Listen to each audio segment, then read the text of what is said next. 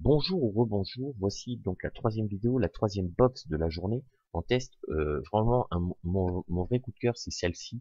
C'est de chez Vappower, la Vaporflask Lite. Donc sur la boîte, rien à dire, c'est une boîte cartonnée basique avec le petit logo où on remet le VF en argent. Derrière, on explique furtivement tout ce qu'elle peut faire, ce qu'il y a dedans, le contenu. Vous n'avez pas de crash code pour une fois. Et puis un petit autocollant hop, ici, voilà, pour juste dire que la couleur que vous avez choisie. Par exemple, moi j'ai pris la silver. Donc dans la boîte, comme d'habitude, hein, il y a un manuel qui est en français. Alors ça, je rappelle, merci les Chinois, etc., de nous envoyer des manuels dans notre langue. Ça c'est cool. Avant ça se faisait pas. Et puis un câble USB. Comme dans toutes les box à l'heure actuelle, je vais pas revenir là-dessus, on s'en fout. Donc voici la bébête. Franchement, de très très belle qualité.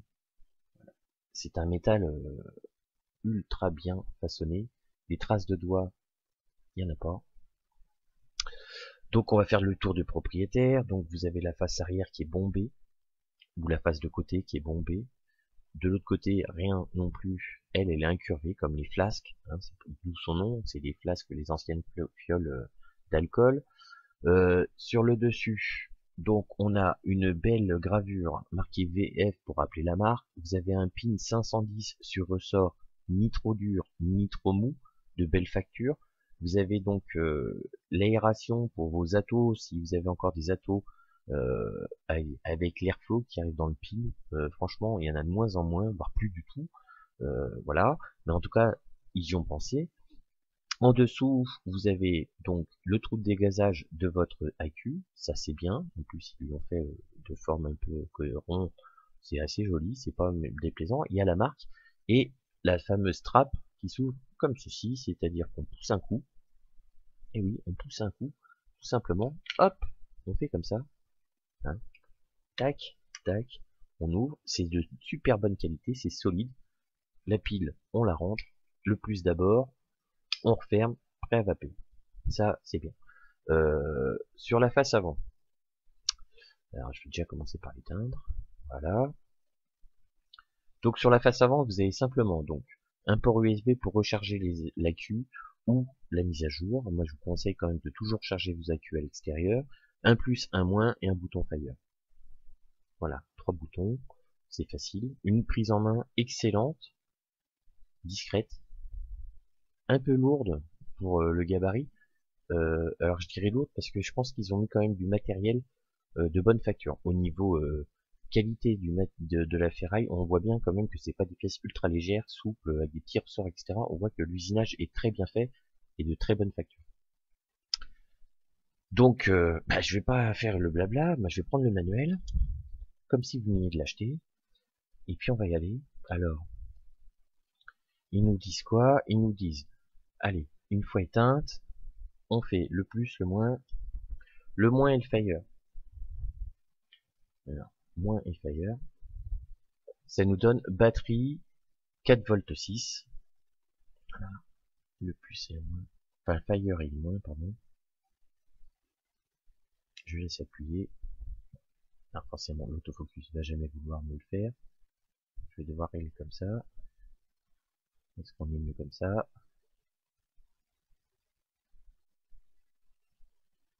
Voilà. Vous avez donc le taux de batterie qui vous reste. Donc moi, il me reste 4 volts 6. Après, si vous faites donc le plus et le moins à laisser appuyer, vous changez l'inclinaison de la lecture, donc classique. Et si vous faites le plus et le fire, faut attendre un petit peu, qu'il évalue bien, parce que j'ai bien appuyé, je ne sais pas. 1, 2, 3, 4, 5, 6. 5 secondes à 6 secondes. Donc vous avez le M1, M2, M3, qui n'est plus moins que le contrôleur du taux de chauffe de votre fil. Alors je remets l'autofocus, voilà, ça va aller beaucoup mieux. Donc déjà, on sait qu'elle fait le contrôle de température, hein, du fait qu'il y a des fils résistifs avec le M1, M2, M3. Donc pour allumer, c'est simple. C'est comme dans 99% des box. On fait 5 fois et on appuie. Ça nous met le bel écran que voici. classique, hein, ouais, classique. On a le voltage, on a le wattage pour l'instant, et le taux de batterie, avec la petite batterie qui descend, etc. Alors, bah, je vais prendre le manuel, moi. Tac, tac, tac. Comme ça, c'est comme si on venait de l'acheter. Alors, fonction verrouillage des réglages. Donc, une fois que vous avez votre réglage, le plus et le moins, tout simplement, on lock, on délock. C'est tout bête. Si je fais Fire et plus, en fait, on va mettre l'économiseur de batterie. Voilà. C'est-à-dire que quand on va vaper, ça n'allume pas l'écran.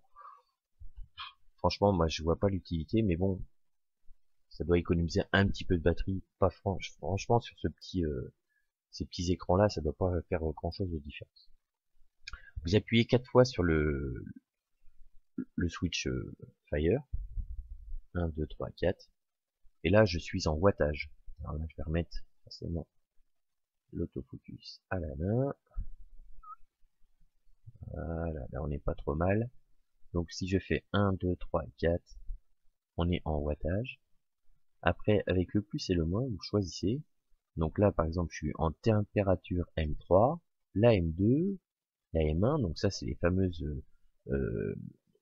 comment dire, paramétrages que j'aurais mis avec mon fil résistif. Là, le SS, le TI, le ENI et le bypass. Elle fait bypass. Alors ça, c'est top. Donc, vous allez pouvoir mettre du titane, du nickel, ENI 200, ENI 300, etc. Du SS, 304, 307, 316. Vous allez pouvoir mettre du Cantal, avec le wattage. Bypass, pour faire pseudo-mécanique. Tout au moins une vape un peu à la méca. Moi je dis franchement, elle a tout pour elle. Que dire de plus? Bah tiens, on la met en route.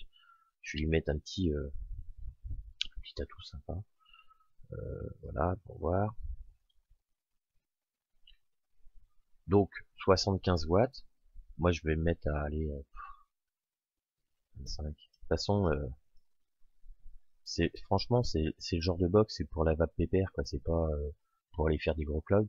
C'est vraiment un beau setup. Voilà, ça fait un truc sympa. On peut se balader avec.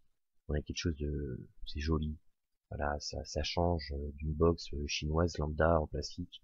Franchement, là, on a quelque chose de joli. Après, vous y mettrez ce que vous voudrez comme matos dessus. Moi, là, j'ai mis un petit GS2 en trooper, juste pour tester.